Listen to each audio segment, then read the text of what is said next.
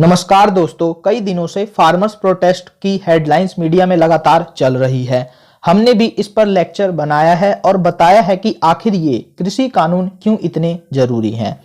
APMC किस तरीके से फार्मर्स को कंटिन्यू एक्सप्लॉइट करता रहा है और अब फार्मर्स के पास अगर ज्यादा चॉइसेस होंगी तो डेफिनेटली फार्मर्स को बेनिफिट होगा। बट एक बिहार से रिलेटेड न्यूज को काफी ज्यादा स्प्रेड किया जा रहा है और ये बताया जा रहा है कि एपीएमसी को बिहार ने 2006 में ही अबोलिश कर दिया था, बट फिर भी वहां के फार्मर्स की हालत नहीं सुधरी, उल्टा उनकी हालत और खराब हो गई है। और इसको जस्टिफाई करने के लिए कुछ इस तरीके के आर्टिकल्स छप रहे हैं। Bihar junked APMC act in 2006 but it hasn't benefited farmers. और फिर इस तरीके का आपने फेसबुक या ट्विटर पर पोस्ट भी देखा होगा। इस पोस्ट में सिंपली ये कहा जा रहा है कि एपीएमसी को हटाने के बाद किसान बर्बाद हो गए। एपीएमसी के रहते हुए तो थोड़ा बहुत किसानों को कुछ एमएसपी मिल भी जाता था, बट वो भी अब नहीं मिल रहा। और ओवरऑल एपीएमसी को अबॉलिश करने को ही बिहार से होने वाले माइग्रेशन का अकेला इकलौता सोल रीजन बता दिया गया है। तो अपने इस लेक्चर में हम यही फाइंड आउट करने की कोशिश करेंगे कि ये सब कुछ कितना सही है या कितना गलत।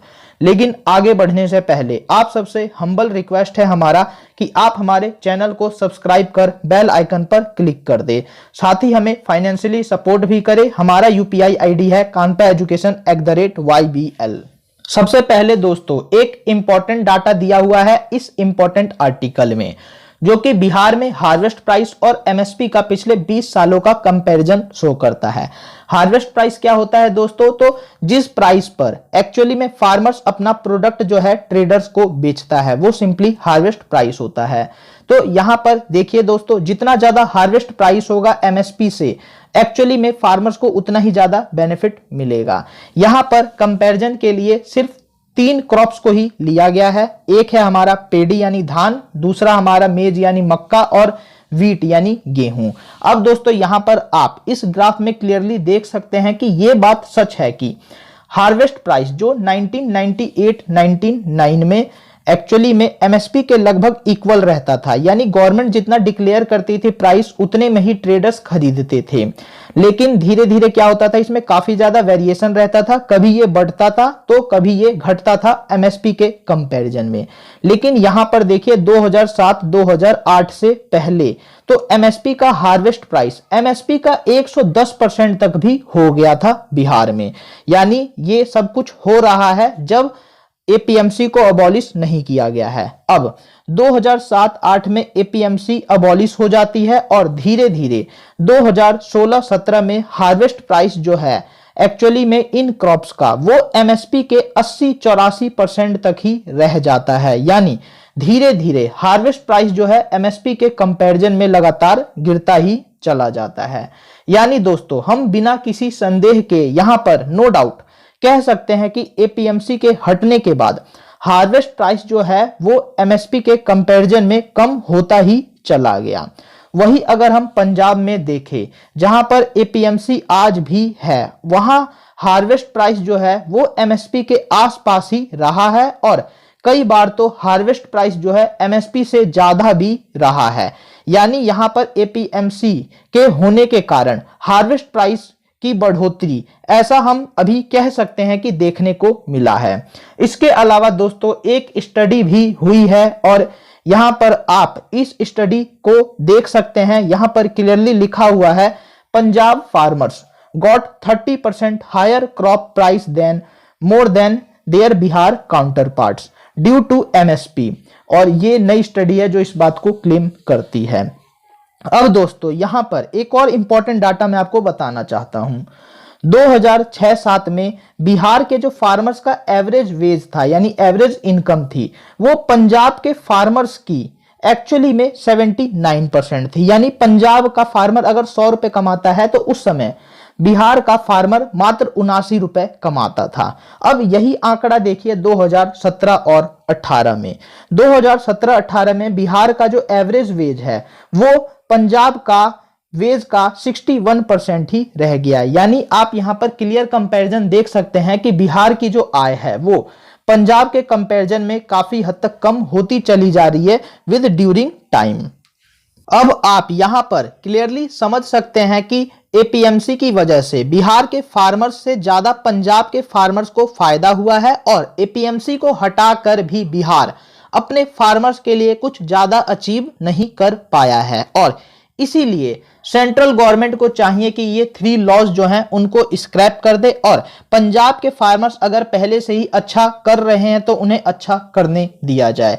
लेकिन दोस्तों यहां पर एक सोचने समझने वाली बात यह है कि क्या हम इसको पूर्ण सत्य मान ले, यानी क्या हम इसको पूरा सच मान ले, क्योंकि देखिए दोस्तों ये बात जो एक्चुअली में आर्टिकल्स में दी गई है वो तो सच बात है, झूठ बिल्कुल भी नहीं है। लेकिन जजमेंट पर पहुंचने से पहले हमें किसी चीज का पूरा सच जानना पड़ता है, अधूरे सच से सही जजमेंट नहीं लिए जा सकते। तो यहां पर दोस्तों देखिए इसी बात को मैं थोड़ा और क्लेरिफाई करने की कोशिश करता हूं। यहां पर देखिए बिहार ने एपीएमसी को भले 2006 में अबॉलिश कर दिया, बट सेंट्रल गवर्नमेंट की वजह से 2 सुधार जो अभी किए गए हैं वो उस समय नहीं किया गया था।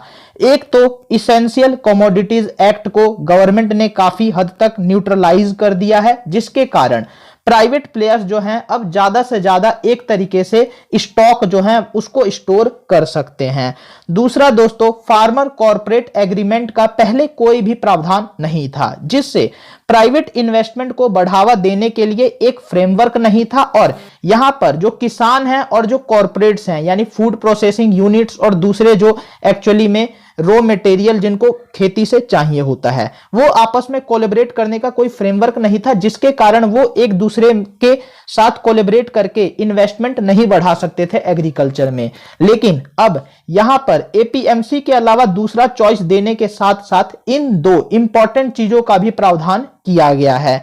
यानी दोस्तों यहां पर आप क्लियरली देख सकते हैं कि इसेंशियल कमोडिटीज एक्ट जो है वो सेंट्रल गवर्नमेंट का लॉ था, उसको बिहार गवर्नमेंट चाहकर भी उस समय नहीं हटा सकती थी और यहां पर यही सुधार ना करने के कारण जो एक्चुअली में बिहार में उस समय होना शुरू हो जाना चाहिए था चेंजेस, वो नहीं हो पाया था।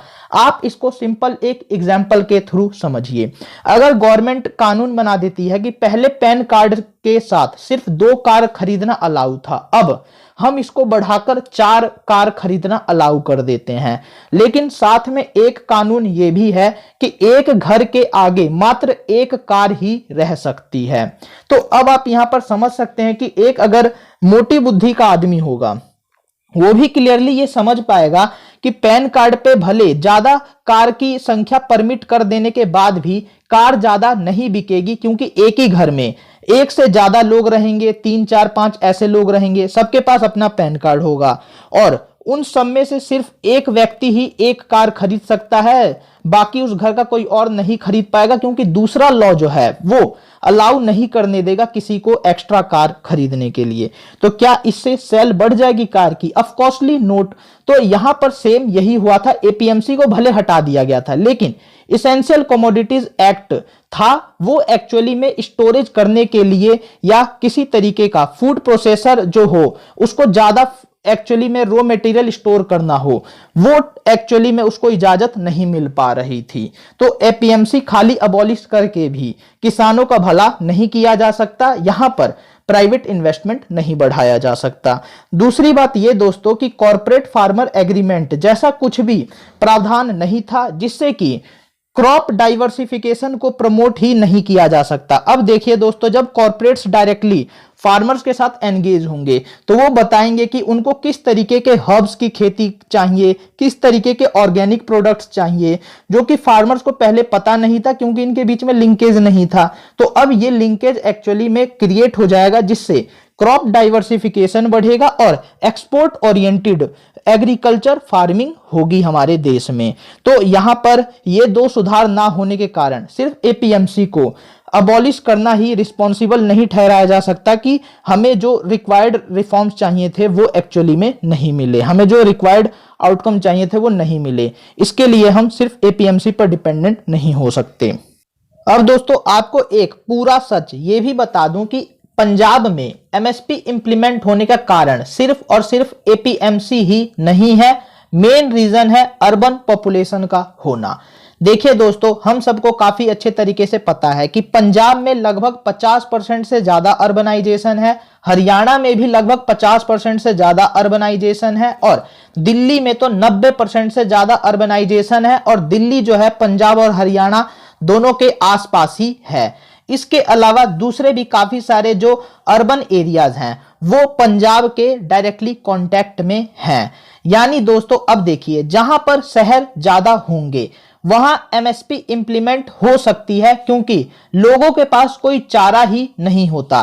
शहरों में माइग्रेटेड पॉपुलेशन आती है और वो अपने घर से काफी दूर रहती है, यानी यूं कहे तो अपने खेतों से काफी दूर रहती है, तो वहां से वो अपनी जरूरत के लिए अनाज तो मंगवा नहीं सकते। इसीलिए एमएसपी से ज्यादा हार्वेस्ट प्राइस जो होता है वो एक्चुअली में इन शहरों के बसने के कारण जो डिमांड क्रिएट होता है उसके कारण होता है, ना कि एपीएमसी की वजह से। यानी हार्वेस्ट प्राइस जो बढ़ रहा है वो एक्चुअली में एपीएमसी के कारण नहीं है, वो एक्चुअली में वहां पर शहरों के होने के कारण है। आप खुद ही समझिए, मैं इसके कुछ एग्जांपल देता हूं। गेंदे का फूल अगर आप शहर में रहते हैं तो आप 100 से 150 रुपए पर केजी के हिसाब से उसको खरीदेंगे, लेकिन अगर आप गांव में रहते तो आपको ये फ्री में ही मिल जाता। इसके अलावा मक्के का भुट्टा जो 20 रुपए में मिलता है, गांव में आपको ऐसे ही मिल जाएगा। कोई 2 रुपए में भी आप बेचना चाहें उसको तो नहीं बेच सकते क्योंकि वहां पर डिमांड ही नहीं है इस चीज की। इसके अलावा गन्ना हो गया, आप 15 रुपए शहर में खरीदते हैं, गांव में ये मुफ्त में मिल जाता है, किसी से मांग लेंगे तो मिल जाएगा अगर उसने गन्ना उगाया होगा तो यहां पर दोस्तों जो सेम सिचुएशन है बिहार में एमएसपी के ना इंप्लीमेंट होने का, उसका कारण यह है कि बिहार में 89% 89% रूरल एरिया है और अर्बन एरिया मात्र 11% ही है। इसके अलावा दोस्तों देखिए, जो रूरल एरिया है वो काफी ज्यादा है, तो जो अर्बन एरिया में लोग रहते हैं वो भी अपने गांवों से ज्यादा दूर नहीं रहते होंगे, वो भी क्या कर सकते हैं, अपने गांव से एक बार जाके काफी सारा महीनों महीनों का राशन अपने लिए मंगवा सकते हैं।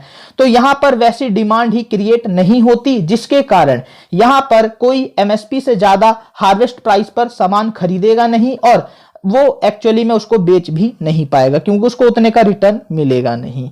अब दोस्तों यहां पर जो अर्लियर पोस्ट मैंने आपको दिखाई थी उसमें यह भी क्लेम कर दिया गया था कि माइग्रेशन जो 2000 जो हो रहा है बिहार से, उसका कारण सिर्फ और सिर्फ ये है कि एपीएमसी को हटा दिया गया है। तो मैं आपको बता दूं कि एपीएमसी को तो 2006 में हटाया गया था, लेकिन उससे पहले माइग्रेशन होता था। वो क्यों होता था? और दोस्तों यहां पर एक बहुत ही क्लियर कट बात है और ये एकदम फैक्ट है, प्रूवन फैक्ट है। माइग्रेशन कहीं भी होता है तो देखिए, माइग्रेशन वहां पर होगा जहां पर सिर्फ एग्रीकल्चर डिपेंडेंट इकोनॉमी होगी। सिर्फ एग्रीकल्चर के दम पर हम माइग्रेशन को नहीं रोक सकते। माइग्रेशन को रोका जा सकता है सिर्फ और सिर्फ इंडस्ट्रीज और सर्विस सेक्टर के थ्रू। जिस स्टेट में इंडस्ट्रीज और सर्विस सेक्टर होंगे और उसके कंपैरिजन में किसी दूसरे स्टेट में ये दोनों चीजें नहीं होंगे, तो ऑफकोर्सली ये बात क्लियर है कि उस स्टेट से, जिस स्टेट में इंडस्ट्रीज और सर्विसेज होंगी, उसमें लोग आएंगे ही आएंगे। यानी दोस्तों इस तरीके के पोस्ट शेयर करके, इस तरीके की आर्टिकल शेयर करके, क्रिएट करके आप इनकम्प्लीट ट्रूथ के थ्रू, यानी आधा सच के थ्रू आप एक ऐसा प्रोपेगेंडा तैयार कर रहे हैं जिसको एक्सपोज करना डिफिकल्ट होगा।